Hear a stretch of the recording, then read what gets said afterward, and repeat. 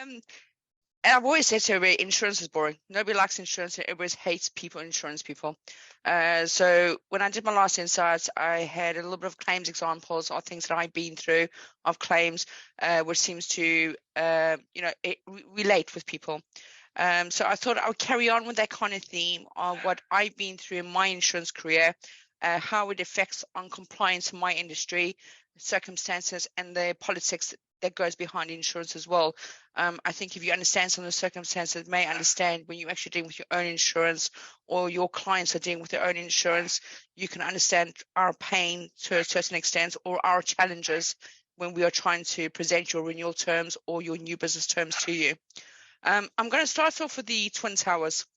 I think Sean's already heard the story, but with the Twin Towers, there was a big major impact on the insurance industry. You used to have your old insurance, you used to go down to the pub, sit with the underwriters with a fag packet and write down your terms or your conditions. So here's your premium, pass on to your clients, and that was that. When the Twin Towers actually happened, there was a big major change in the insurance shift altogether. First of all, I worked with Marsh at that time, and the first plane that actually hit the Twin Towers hit our IT department, and Marsh had lost 210 people that day. But taking into business resiliency, which all impacts into insurance, within 4 hours, the whole of the global of every country was all up and running on the IT systems within 4 hours that they were able to reserve. So even though a major disaster had happened that hit our global IT department, we were up and running within 4 hours. The major change was with Twin Towers. There were 2 buildings. Okay. There was no inconceivable way that both buildings could go down. No ways. If you looked at anything from a fire, from an explosion, there is no ways that any of those 2 buildings would have gone down. So what the leaseholder, the landlord actually did, he only insured 1 building. When the incident actually happened with the Twin Towers, there was a big dispute with the insurance companies. Was it actually 1 incident or 2 incidents or 1 event? So we had 2 planes. Was 1 plane 1 incident and the second plane was another incident? If that was a situation of 2 incidents, both towers would have been insured. Or do we have it as conceived as 1 event, of 1 event as an insurance of a terrorism attack? That means only 1 building was insured. So there was a big dispute with regards to the insurance companies that went on for years. Now, because of the amount of the buildings that were insured for, you had multiple insurers.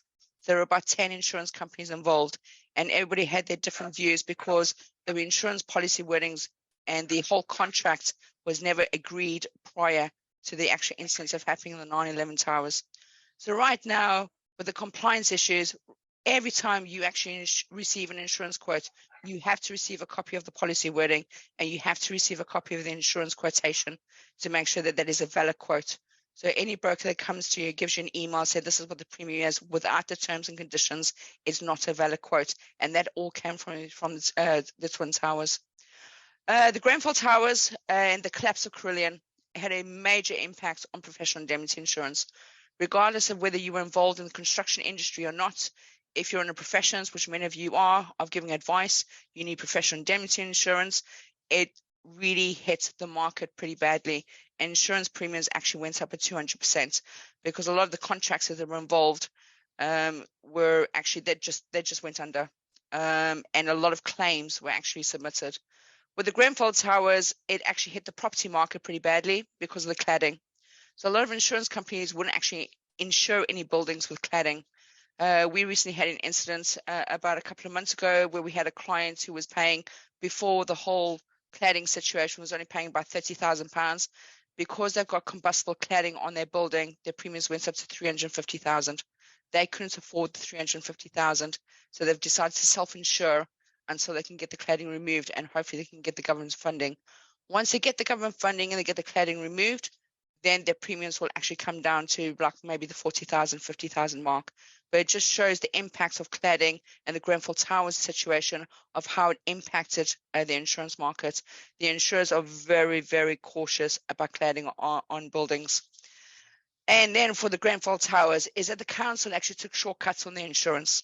They went through a Norwegian insurer to get the cheaper premiums, and half of their policies weren't covered. or they were underinsured, or it wasn't insured on the correct basis, and taking into consideration that they were actually taken to court with 4 manslaughter counts of 4 deaths of the Grenfell Towers, their public liability cover was probably not as high as what it should have been at that time as well. So following the Grenfell Towers, we've had the new fire regulations coming in as well, and just the importance of fire risk assessments, because that's all coming to highlight, and that will be highlights in the next couple of months of the new regulations that are coming out. COVID, every business suffered from COVID, of the pandemic. As an insurance broker, as insurance brokers, all insurance brokers got a lot of claims that we actually gave incorrect advice of the pandemic when it comes to business interruption. If I gave you a situation and I said that you have more cyber attacks than what you have with the pandemic, and I gave you a quote for a cyber insurance and a pandemic, I can guarantee you 99% of companies will not even take both. When the COVID actually hits, all the insurance brokers got hits and saying, you didn't advise us of pandemic. We're not crystal balls. We don't really know what's going to happen of a pandemic. Pandemics have never been insured like wars have never been insured. The only problem we had is that the politics behind everything with Boris Johnson didn't help us.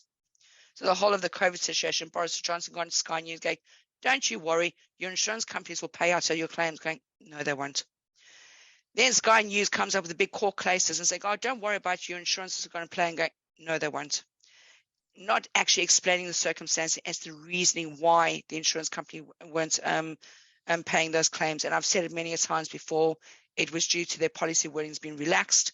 Only 5 of the many insurance companies actually got done.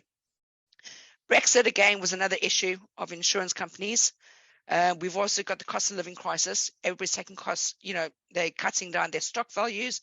They're not doing rebuilding value and valuations. So everybody is really underinsured when it comes to the insurance. So as an example, if you say that you tell me your property is worth 300,000, but actually the actual time of the claim, it was actually valued at 380,000, and you have a loss of 100,000. You're underinsured, and the insurance companies are only going to pay you £78,000 of that £100,000 loss. So it's really important to make sure your broker knows the full rebuild and value of everything you have. And then the last one, which I know that I've only got a minute left, commissions. As being part of Marsh, the New York Attorney General, Mr. Spitzer, General Spitzer, had a real bad thing about insurance companies and insurance brokers. And Marsh, with the Greenbergs or the politics that are going on, he went and sued Marsh in 2004 regarding to contingent commissions. In effect, they were saying that we were commission rigging.